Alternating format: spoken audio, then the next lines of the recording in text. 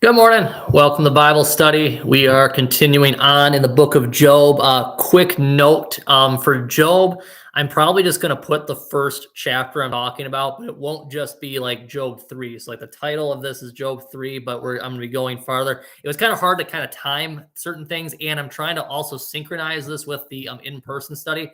And the difficult thing is because I do this before the in-person study, I don't know how much discussion or talking there will be. So we might get a little bit disjointed. That's okay. I'll fix it in the end. But that's why I'm only going to put the first chapter there. But like you'll see when the next video comes out, we'll just start where we left off, and so it'll be pretty clear. But that's why I'm doing that because like I said last week, this book is structured where it's all dialogue. Like now that we're out of the introduction, it is all dialogue, all poetry from here on out. It's not the easiest to kind of split apart. Like, yeah, if you're looking big picture, there's definitely like three main cycles to read through. But like, I'm not confident that we can get through one whole cycle in one sitting, or that we should. So that's why like I chose just to put Job 3. What we get to, because like there's quite a bit to talk about in 3. There's a lot to talk about in 4 and 5. Eliphaz's first speech is quite interesting because, like I said, his friends get stuff wrong, and that's what's fascinating about their speeches. But especially Eliphaz, a lot of the things he says are very close to being right or just outright right, and he's just misapplying the theology in some wrong context, namely to Job's suffering. And that's a fascinating thing to kind of pick apart and really get at the details, like how is he right, how is he wrong?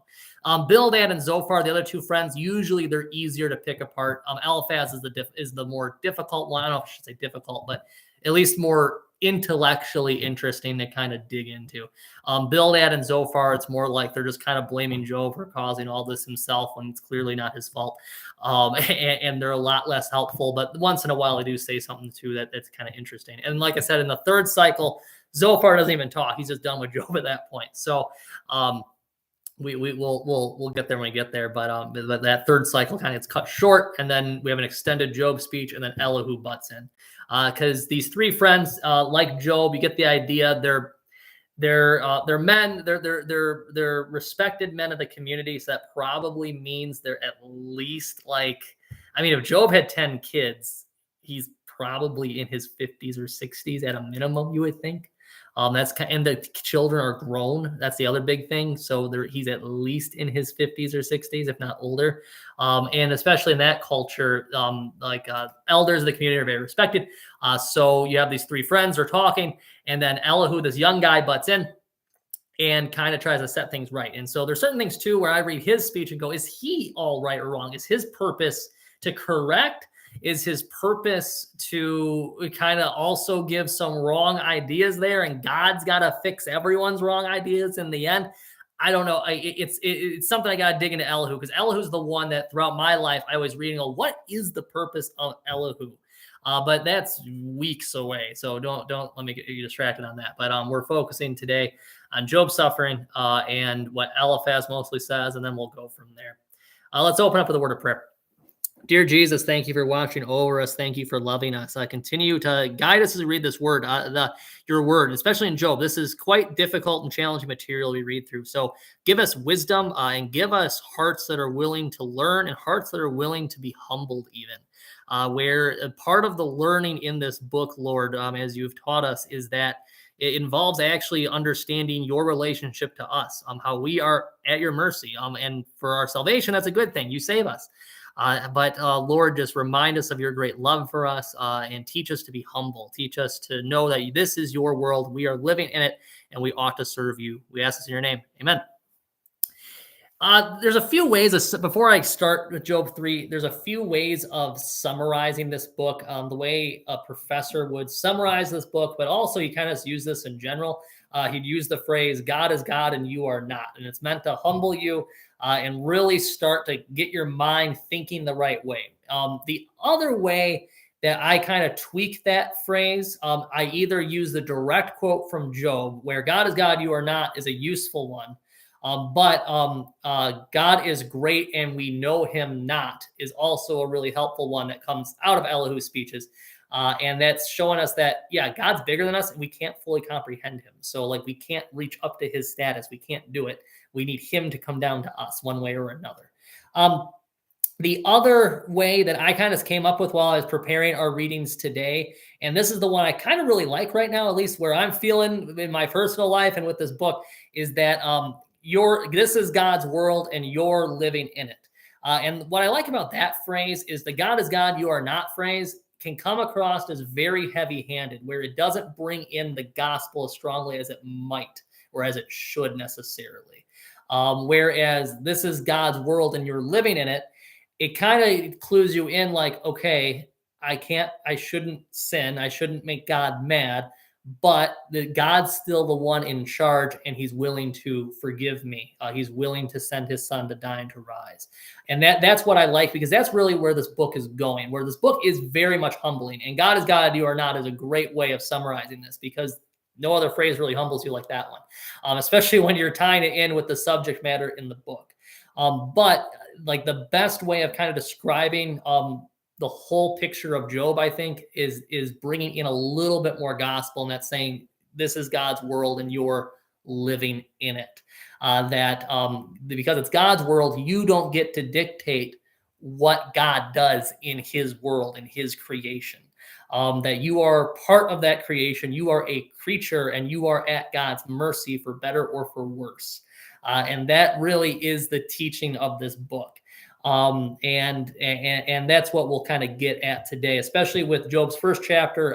He's complaining that he's cursing. He's literally cursing the day he was born, or even cursing his prenatal life. Either one. And so it's interesting that he does not curse God. He doesn't curse what God has done. Instead, he curses the day he was born. He wishes, I wish I was dead, didn't experience any of this, just want to be done. So you can understand that everything's gone through, he's lost everything. So quick, summary of what happened last 2 weeks. If you haven't watched the first couple weeks, the first week, go watch those 2 chapters. They're very important, for the rest of the book. Even if you missed a couple of the middle chapters, it wouldn't be the end of the world, but missing the first 2 chapters is really, really important. So if you haven't watched the first one, go watch part 1. Because that's really important for reading the rest of the book, because it allows us to accurately assess and judge the speeches of the friends as well as Job's speeches, because we know what the reality is. We know the reality is that God started talking about Job to Satan, and then Satan says, hey, if you take everything away from Job, he'll curse you to your face.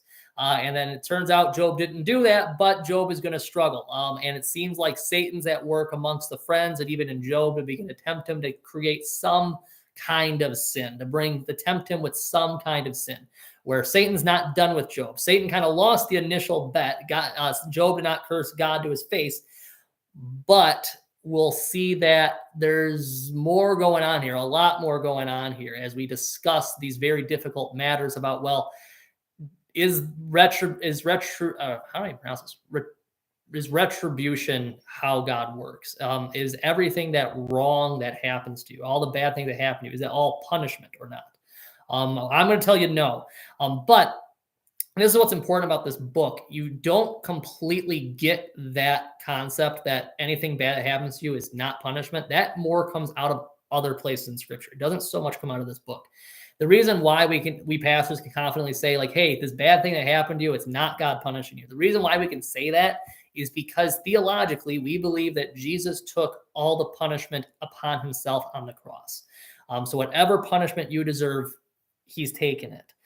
Now, if you break the law, you're going to get punished by the government. The government still is God's servant for your good and the good of the community. And so, you're going to get punished for that. But when things happen, like a death in the family happens, a lot of times people will blame themselves and they say, "Oh, God punished me by taking away this family member." No, that's not proper theology. I understand how grief can lead you to that, but that's not what we would say is theologically true. We would say, no, God's not punishing you that way. Think about it in a more positive sense where, God's taken that loved one to be with him. And that he's giving you the hope of Easter. He's giving you the hope of the resurrection. And so you can actually bring up a lot of gospel language that way. That's just some things to think about. I like giving the big picture where we're headed, especially in this book. It really illustrates where we're headed. But let's go ahead and begin with Job chapter 3. Normally, I kind of read paragraph by paragraph. The other reason why this book is probably actually going to go a little bit faster than usual is I'm probably going to go chapter by chapter because these are speeches. Like they're all speeches. They're these long poems where you kind of, it's best to get like the full picture of what the person is saying and then talk through what they just said. So I'll start with Job chapter 3 here.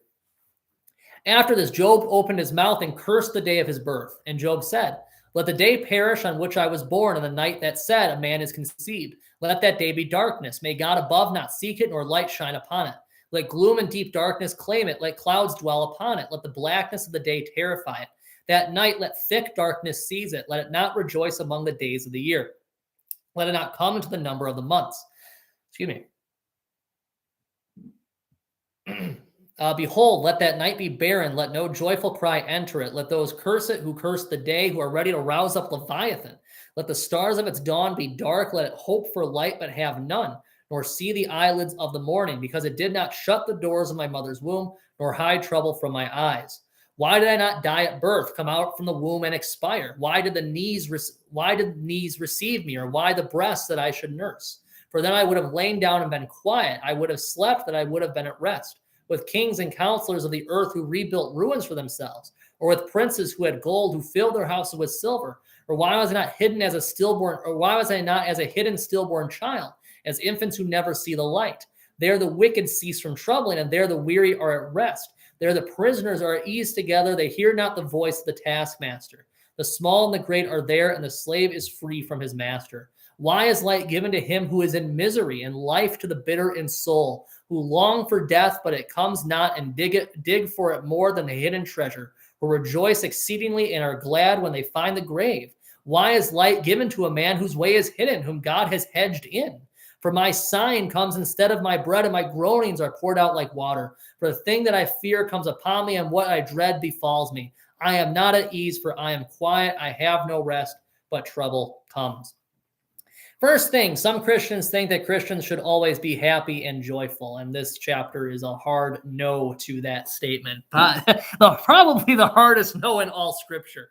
I mean, if you can bring up Jesus in the Garden of Gethsemane right before he goes to the cross, or his own suffering on the cross, you can say, okay, I'm sure he suffered more there. Suffering for punishment for the sins of the world, of course. But like when you're talking about a mortal man, not Jesus, this has to be the worst in all Scripture. He is literally cursing the day he is born. I mean, like, this thing just speaks for itself. It really does. I mean, he's going through every possible like step along the line of being born, where he's cursing like the day he just wished it was all darkness, that he was basically just born and immediately died. Like, why didn't I come out of the womb and immediately expire? Why wasn't I like a hidden stillborn child? Why was I bounced on knees, and why was I nursed? Like, he's asking all these questions like that, where it's very clear that he is extremely sad. We would probably say suicidal. Like, he's not like saying he wishes to take his own life, but like if someone came to me and expressed thoughts like this to this severity, I would be like wanting to do some kind of suicide intervention at that point. Because like this is like literally one step away from that kind of thought. Like very, very troubling thoughts, where as a pastor, I would take action. Like very swift and serious action. I first listen to them, and then I would be like concerned, like, okay, like they haven't said they're going to kill themselves, but this is quite concerning. But it's easy to understand too why he's feeling this way. All 10 children of his died. He has lost all of his livestock, so all of his cattle, all of his herds, his sheep, all of it gone. So he has no livelihood anymore. And his whole body is covered in head to toe with sores. So he's in immense physical agony on top of all of this. So he has literally nothing. And yet the only thing he has is his life, and he doesn't want that life anymore. He does not value it. Why should he continue on? To pick at some of the verses that stood out to me, like he starts off with just wishing that everything would be dark. Verse 8, he brings up Leviathan.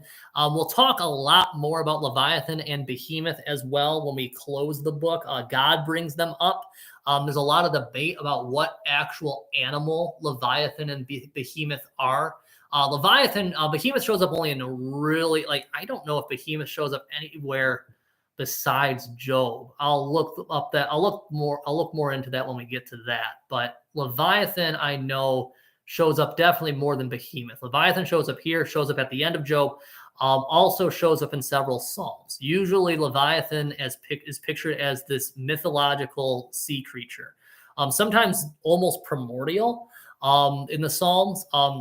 And here you get some of that primordial language. What's interesting about verse 9, the ESV, the translation I'm reading, says, "Let the stars of its dawn be dark, let it hope for no light, but have none, nor see the eyelids of the morning." There's some poetic language here, like the eyelids of the morning in Hebrew. It's really weird. It does say like eyelids of the morning, where it sounds like some kind of idiom or some kind of poetic statement that like we kind of just like that we're translating it literally. Most likely it has some kind of poetic meaning where it means something that they would have understood that we might not have as deep a meaning about, or I just couldn't find what that idiom means. But usually idioms get translated a little bit differently when we know their meaning. When it just is taken literally like this, usually that means we're not entirely certain what it means. But going back to Leviathan, there's a lengthy description of him at the end of the book, so we'll get there then.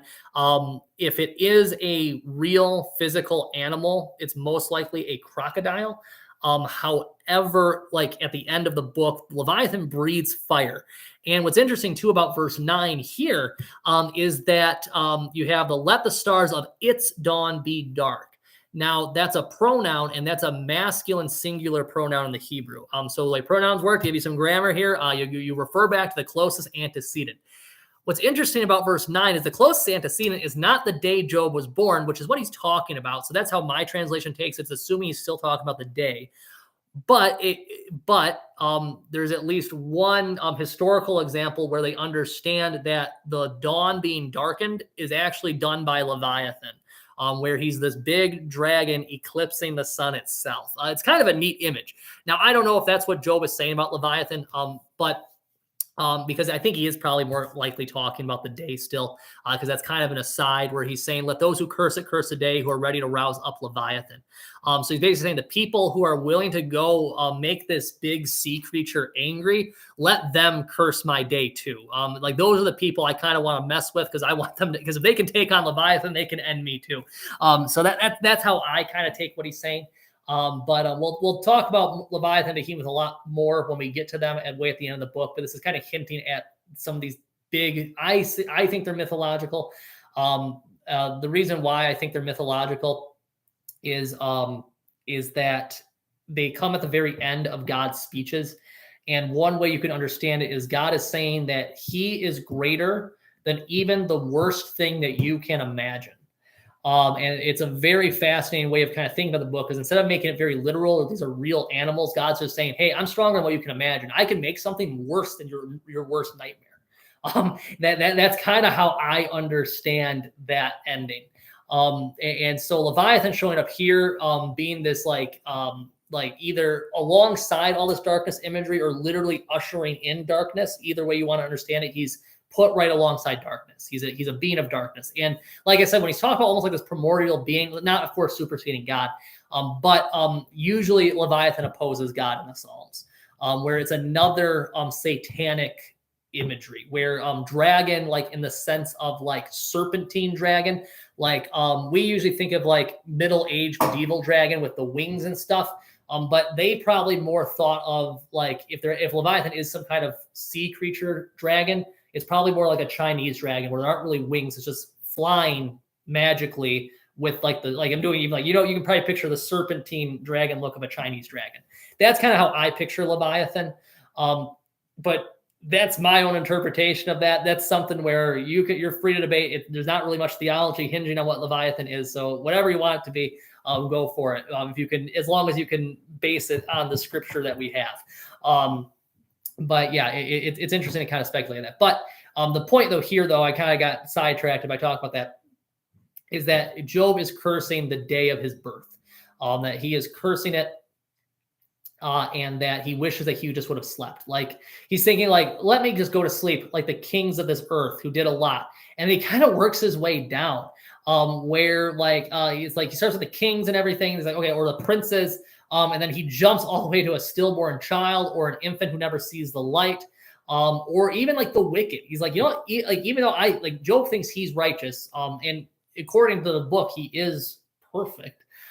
We know he sinned in his youth. He'll bring that up. We'll know he sins at the end. But right now, according to him, and even according to God himself, so who else's word are we going to take? He is perfect.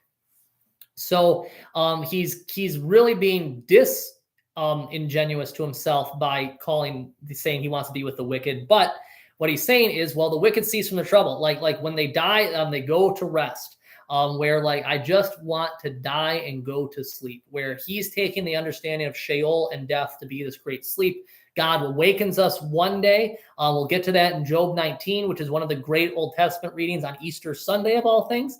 So we'll get some good and some light in chapter 19. But right now he's really only focused on darkness. Just this darkness of wanting to die. Or not even wanting to die, more like just saying he never wanted to be born to begin with. And then he has these questions: why is light given to him who is in misery, and life to the bitter in soul? Because he's basically saying, like, I have nothing to live for. There is nothing here for me. Everything is misery. Why has God not killed me yet? So you can see the depth of his woe and his suffering. And it's interesting that he also uses this language of being hedged in. Satan used that about Job at the beginning of the book, but more in a positive way, where he goes, God, you've hedged him in. You've surrounded him with like these like protections. Like you get the idea that these walls are walls of safety. But now those same walls are no longer walls of safety, but a prison that Job is sitting in. So there's some neat poetry going on in this book. Also, that usage of that same word, it could just be coincidence, but that could also be seen as evidence that this isn't historical, that this is a fable, in the sense that, yeah, they're taking these same themes and putting them in people's mouths that don't have any idea about what the other person said. So that could be evidence, or it could just be coincidence, because it is what Job is feeling here and experiencing. So it's very interesting that he used that same word, because what was once like a garden, a paradise, because remember, Eden is a walled garden, where you get the idea that, hey, within Eden, everything is perfect. You got the tree of life will live forever in this paradise that God planted and that Adam and Eve are going to tend to. But then they mess it all up. They get kicked out. They no longer have access to the tree of life. And so they're kicked out of the garden, where presumably death is all around them. And similar things are going, and it's kind of the reverse here, where Job originally was in paradise, but he hasn't really left his geographical place. But now those same walls are no longer for his protection, but for his detriment. They are a prison for him. So he complains. So after this, keep in mind where we ended last week, they sat with him in silence for a whole week. So it actually kind of works out how we do this once a week. So like think about it. So a week ago today, they would have started sitting with him. I'm sure they ate and stuff, but then they just sat with him in silence. And then now a week later, he opens up his mouth and this is what he says, where he's complaining about how terrible this all is, how he doesn't want to be alive anymore, and that he just wants this all to end. And you can understand why he feels that way. He lost everything. But now we'll see what Eliphaz says. Eliphaz's speech takes up 2 chapters. I'll read I think this can be split up. I'll read the first chapter, and then we'll talk about it, and then we'll read his second chapter. So Eliphaz is the first one. Typically, Eliphaz is the kindest to Job, both in how he talks to Job and also that his theology, you can understand him. His theology is not too bad. In here, especially in this first one, there's not much to really pick at. It's really like getting at the nitty gritty, and it would almost require Eliphaz having knowledge that he does not have access to. He doesn't know why Job is suffering. He doesn't know chapters 1 and 2 of this book. So you can kind of understand why he says what he says. But let's go ahead and read. Then Eliphaz the Temanite answered and said, if one ventures a word with you, will you be impatient? Yet who can keep from speaking? Behold, you have instructed many, and you have strengthened the weak hands. Your words have upheld him who was stumbling, and you have made firm the feeble knees. But now it has come to you, and you are impatient. It touches you, and you are dismayed. Is not your fear of God your confidence, the integrity of your ways your hope? Remember, who was innocent that was innocent ever perished, or where were the upright cut off? As I have seen, those who plow iniquity and sow trouble reap the same. By the breath of God they perish, and by the blast of his anger they are consumed. The roar of the lion, the voice of the fierce lion, the teeth of the young lions are broken. The strong lion perishes for lack of prey, and the cubs of the lioness are scattered. Now a word was brought to me stealthily. My ear received the whisper of it. Amid thoughts from visions of the night when deep sleep falls on men, dread came upon me and trembling, which made all my bones shake. A spirit glided past my face. The hair of my flesh stood up. It stood still, but I could not discern its appearance. A form was before my eyes. There was silence, and I heard a voice. Can mortal man be in the right before God? Can a man be pure before his maker? Even in his servants he puts no trust, and his angels he charges with error. How much more those who dwell in the houses of clay, whose foundation is in the dust, who are crushed like the moth. Between morning and evening they are beaten to pieces. They perish forever without anyone regarding it. Is not their tent cord plucked up within them? Do they not die, and that without wisdom? So going back to the start of this, he starts, if one ventures a word with you, will you be impatient? And so he's kind of saying, are you willing to listen to me? He's not, I don't think he's being rude to Job here, saying like, are you not going to listen anyway? I think he's really saying like, hey, okay, now that you've talked, now that we've sat here for a while, will you be willing to listen to me and your two friends here? And he said, and he even compliments Job, where like, hey, like the beginning of the book said, he was the greatest in the region. So like he taught a lot of people, many people listened to him. He was a really respected person in the community, and now he's lost everything. So what do we do? And verse 6 is not your fear of God, your confidence in the integrity of your ways, your hope. So there's good and there's bad in this statement. On its face value, you can say this statement in a correct way, but Eliphaz is taking it in the wrong way. There's a works righteousness that kind of undergirds all of Eliphaz's statements. So is not the fear of God your confidence, the integrity of your ways, your hope. You can understand that saying like, hey, like the taking this out of Eliphaz's context, in a right context, you could say, yeah, the fear of God is the beginning of wisdom. It is right for me to fear God, to honor and respect him, and to love God. That I can have hope that because Jesus has died and rose for me, the Spirit gives me good things to do. And when I see those good things, I can know that, well, God's working in me, and so that I am corresponding to his will, so I can have confidence before God. That's me basically paraphrasing 1 John there. So there is a way you can twist Eliphaz's words rightly, but here, taking it at face value, you really want to emphasize that second line, and the integrity of your ways, your hope, where there is this view of Eliphaz where if Job only shaped up, he wouldn't be hurting. And that's going to be the main gripe I have with his three friends throughout the remainder of the book, where they're basically saying, Job, you are in pain. You are suffering because you did something really bad.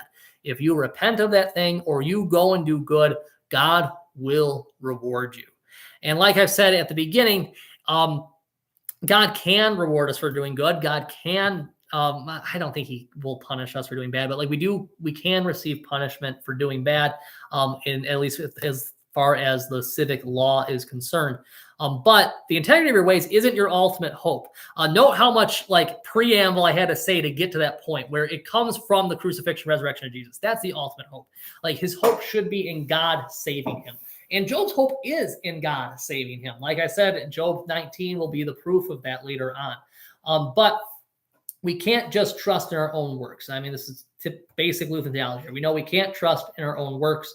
So the integrity of our ways is not our ultimate hope. You can rightly view your good works as a sign of hope, but as only if you link those good works back to God. And that's the problem, is he doesn't have that strong link, where it's more like I'm doing good for my own sake so that God might reward me and not punish me. And that idea is wrong. That concept is wrong. And we can see the proof of it right away. He says, verse 7, remember who that was innocent ever perished, or where were the upright cut off? And so that's the thing where you go like, well, yeah, like if someone is perfect, they'll live forever. But then Eliphaz himself kind of brings up the fact that, well, no one is perfect.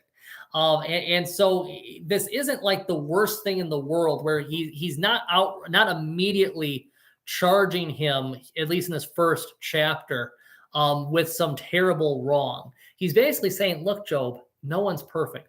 Everyone makes a mistake eventually.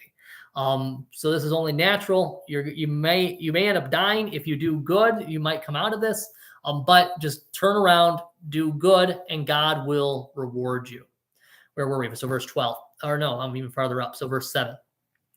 So he's kind of asking, where were these things ever done? Or where have the innocent ever perished? He's basically saying, like, he's implying you're not innocent.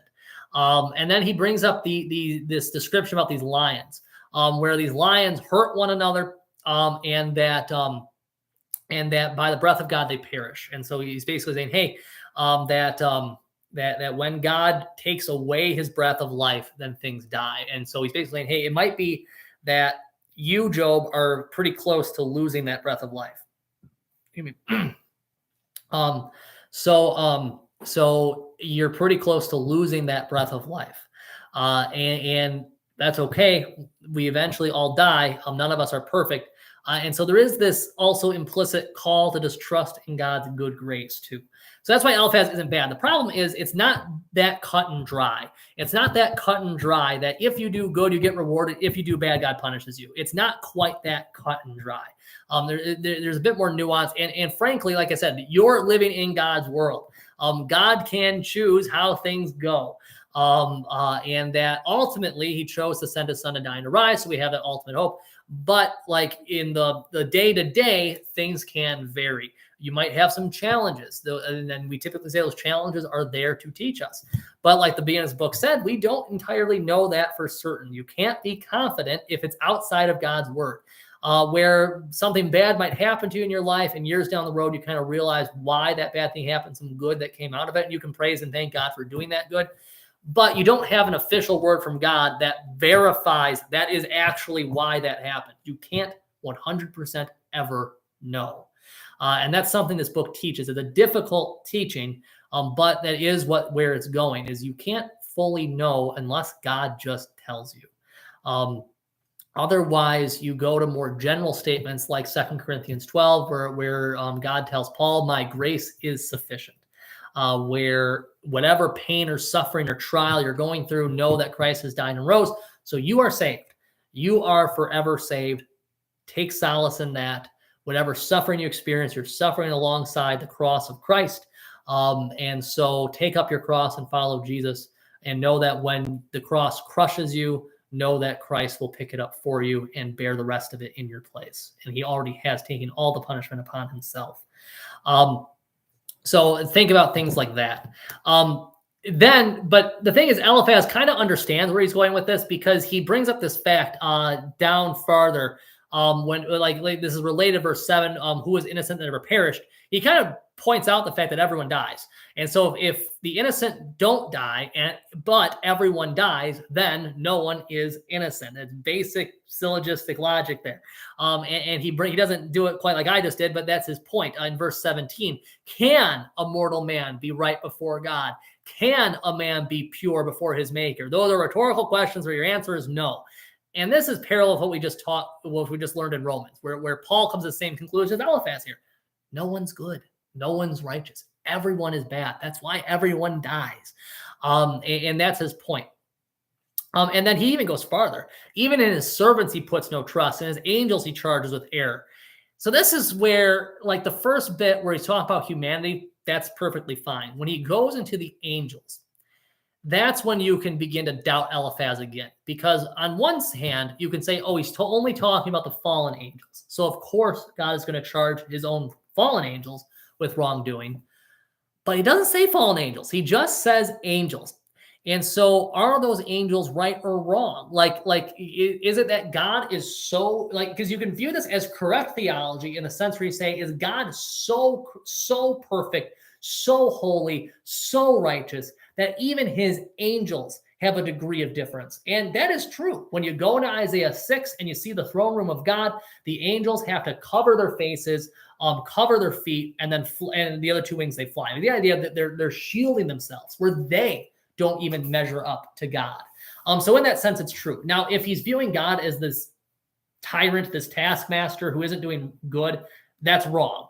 But I think I'll give Eliphaz the benefit of the doubt here, where he is really pointing out just how different and holy God is. Remember, I've taught this in the past, but the word holy in Hebrew ultimately means separate. God is distinct from everything else. He is unique.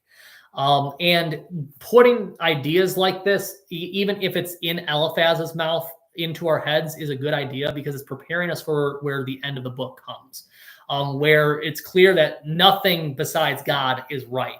Everything is wrong. God alone is perfect and just.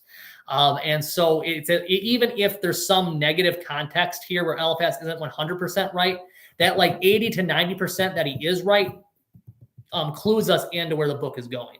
And so that's what's really good about him saying this stuff. And you can't really disagree entirely with that statement, because, yeah, like the angels themselves don't look at God. So that must mean that there's some degree of difference where they're allowed up there, where they're presumably perfect, where they're not sinning, because if they're going to sin, God wouldn't allow them in his presence at all. So they're not sinning, but like they're still got this degree of difference from God, where they're not as holy as God, it seems, because they can't look at him.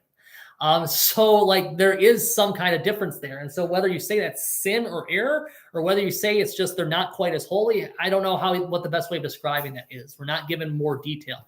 And because Eliphaz is saying that, I don't know if I want to say that he's entirely right either.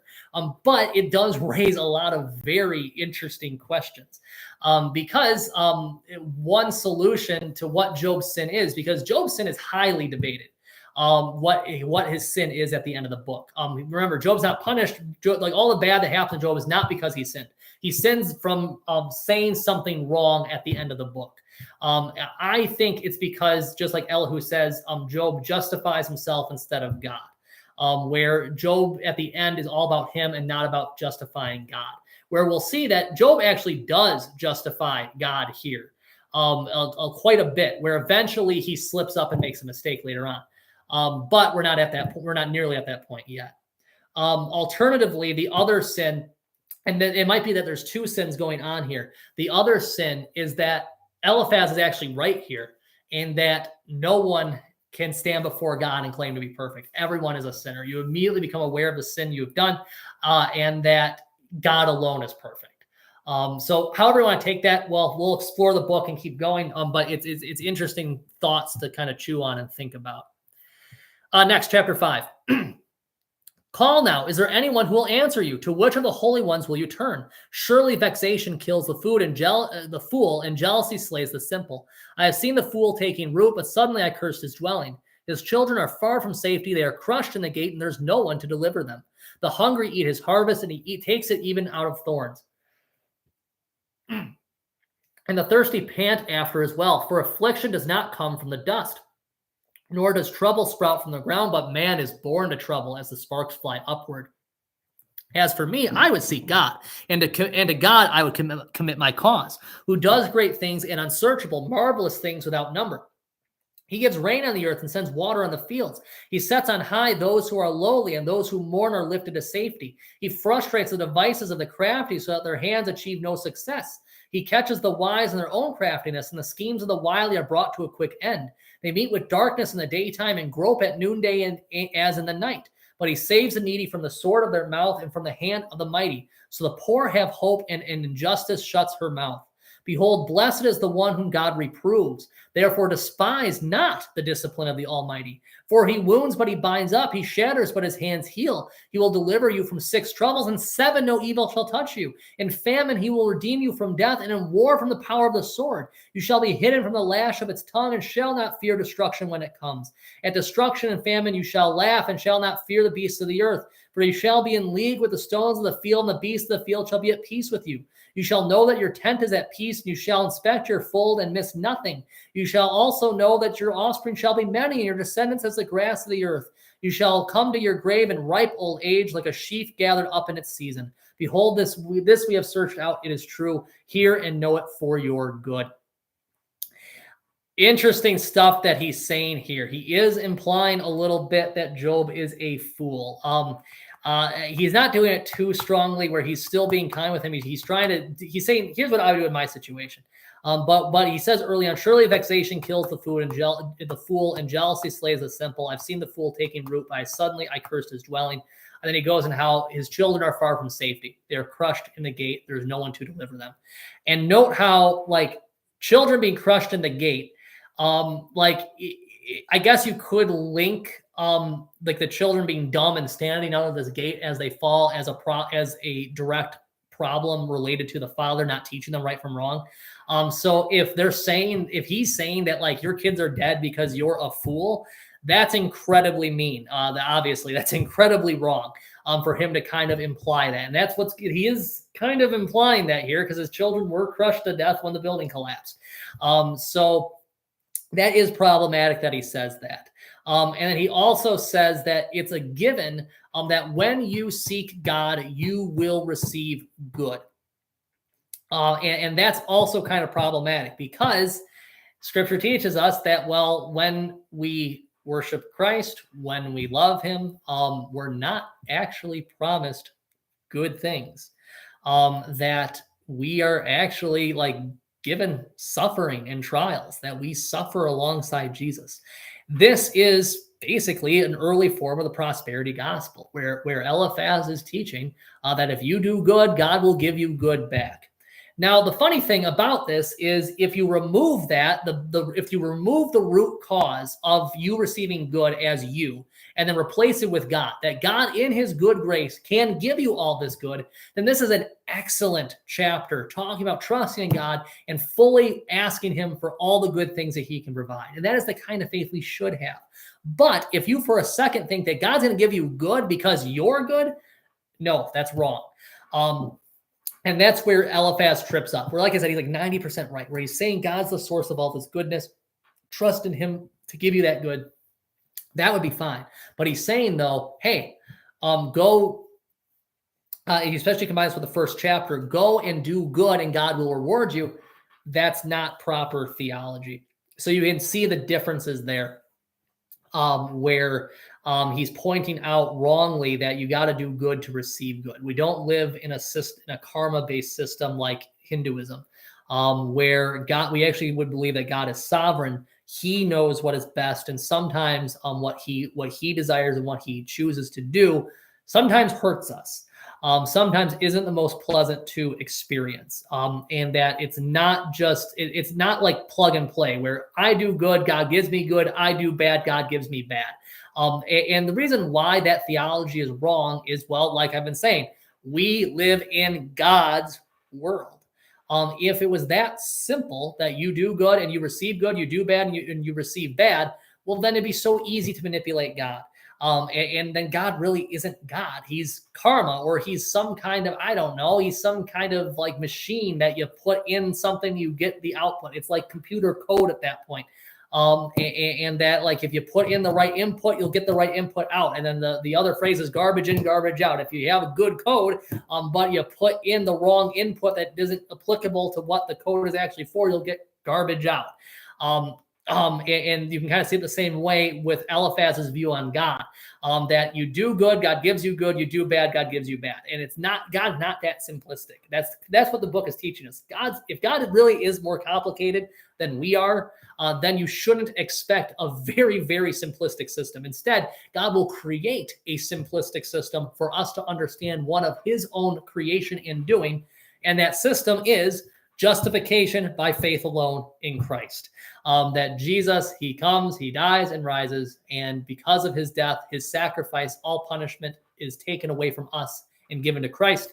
But then he takes all that sin and punishment and death and dies with it on the cross. And then when he rises, that proves that everything that is wrong has been defeated. And so that we can rightly trust in Jesus as our Savior. So God is the one setting everything up, doing everything how he wants to, not how we human beings want to. Let's see. We're kind of wrapping up here. I went a little slower than I thought. I thought I'd actually be going fast. So I'm happy with the pace we're going. Let's see here. Actually, oh, good. We got 2 chapters. I thought there was only 1. Okay, we'll read 1 chapter of Job and we'll start with chapter 7 next week. So we'll finish. This will be the last chapter. So chapter 6. Then Job answered and said, "Oh, that my vexation were weighed and all my calamity laid in the balances. For then it would be heavier than the sand of the sea. Therefore my words have been rash. For the arrows of the Almighty are in me. My spirit drinks their poison. The terrors of God are arrayed against me. Does the wild donkey bray when he has grass? The ox low over his fodder? Can that which is tasteless be eaten without salt? Or is there any taste in the juice of the mallow? My appetite refuses to touch them. They are food that is loathsome to me." Sounds like COVID mouth. But anyway, "Oh, that I might have my request, that God would fulfill my hope, that it would please God to crush me, that he would let loose his hand and cut me off. This would be my comfort. I'd even exult in pain unsparing, for I have not denied the words of the Holy One. What is my strength that I should wait? And what is my end that I should be patient? Is my strength the strength of stones, or is my flesh bronze? Have I any help in me when resource is driven from me? He who withholds kindness from a friend forsakes the fear of the Almighty. My brothers are treacherous as a torrent bed, as torrential streams they pass away, which are dark with ice and where the snow hides itself. When they melt, they disappear. When it's hot, they vanish from their place. The caravans turn aside from their course. They go up into the waste and perish. The caravans of Tema look, the travelers of Sheba hope. They are ashamed because they were confident. They come there and are disappointed. For you are now become nothing. You see my calamity and are afraid. Have I said, make me a gift, or from your wealth offer a bribe for me, or deliver me from my adversary's hand, or redeem me from the hand of the ruthless? Teach me, and I will be silent. Make me understand how I have gone astray. How forceful are upright words. But what does reproof from you reprove? Do you think that you can reprove words when the speech of a despairing man is wind? You would even cast lots over the fatherless and bargain over your friend. But now be pleased to look at me, for I will not lie to your face. Please turn, let no injustice be done. Turn now, my vindication is at stake. Is there any injustice on my tongue? Cannot my palate discern the cause of my calamity? So more complaining, and he doesn't really get to addressing Eliphaz towards the very end. He's actually kind of saying, where is that? He who withholds kindness from a friend forsakes the fear of the Almighty. My brothers are treacherous as a torrent bed, as torrential streams that pass away. So when Eliphaz took some implicit shots at Job, Job takes some underhanded shots back. He's not saying Eliphaz is the one who's treacherous as a torrent bed, but he's implying it just a little bit. That's the thing. They kind of take some little shots at each other that are more passive. They get more direct as things go on. But right now it's kind of more passive, where he's saying, you're not really helping me here. What would actually help me, he says directly at the end, 24, teach me and I'll be silent. Make me understand how I have gone astray. Eliphaz is saying that, Job, you did something wrong. It's clear because you lost everything. You clearly messed up. But Eliphaz does not accuse him of any specific sin. And so Job already is kind of acknowledging that God might actually work how Eliphaz talks. And so now he's saying, well, show me that sin. But later on, Job will argue against this too. I believe he does that already in chapter 7, if I remember correctly, where he kind of points out the flaws in Eliphaz's logic. But the big question he has that we'll close with is, what is my sin? And that will be, Eliphaz doesn't really take that up himself because this kind of gets directed more towards Bildad and Zophar. But his question is basically, if this is how things work, which I'm arguing it's not how things work, that you do wrong, God immediately has to punish you because Christ took the punishment on your path. But if that is the case, then Job is asking, well, what did I do wrong then, guys? What did I do wrong? Because like we established at the beginning of the book, both from the narrator's description of Job and more importantly from God's own mouth, Job is perfect. He's blameless. He doesn't do wrong. And that's kind of the point of this book. And that's where he's also going. He's like, show me what I've done wrong, because I haven't done anything wrong. I don't deserve what's going on to me right now. And that's his big point. And that's going to be something that some of his friends strive to kind of show what sin he's committed. And you read it and go, well, no, Job hasn't done those things. You're not actually giving a real depiction of Job here. So what are you doing? What are you saying? You're falsely accusing him. And so it's easy to take Job's side because they start piling up these accusations that aren't in connection with reality. And so that's where things go. That's kind of what he's kind of egging on, where he's literally asking for it. Show me where I've gone astray. And then every time they'll kind of bring something up, he'll go, I didn't do that. Or that's not really who I am. And that, like I said, it's hard to kind of understand Job as perfect. But like that's the I don't, what's the word? Not motif. It's the not the caveat. I'm blanking on the word. It's some complicated word, too complicated for me. But it's kind of the point of the story. Is that Job is perfect and everything goes wrong anyway, and it seems like God's responsible. How do you explain that? So like when he's asking to be shown his sin, he knows that they won't be able to do that. He knows that that's a fool's errand to try to even prove. So that's where we'll end. Just me reminding you that even if you don't really understand how he could be perfect, that's the point of the story. Job is perfect, and he got and not punished, but he suffered anyway. So how do we handle that? And that's where we'll close for today. So I'll see where the in-person goes, and then we'll go from there. So next week will be chapter 7. Where's my Google? There we go. Google Chrome. Anyway, let's go ahead and close the word of prayer. Dear Jesus, thank you for loving us. Help us to know that you have taken all punishment upon yourself. So help us to not beat ourselves up when things go wrong, but instead to turn to you. Instead of trusting in our own good works, that when we do good, you'll reward us. Instead, help us to trust in your goodness. Help us to trust that you are good for our sake. That by your goodness we are saved, that by your death and resurrection we are forgiven and we will live forever.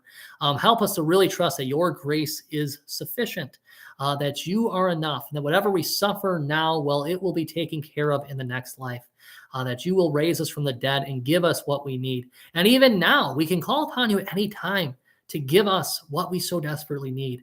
Help us to have a relationship of trust, not one of works, but a relationship of trust that calls upon you to save us when things go wrong and to be there for us, and how you were there for us 2,000 years ago on Good Friday and Easter. So thank you for all you do for us, and guide us as we continue to read this book. We ask this in your name. Amen.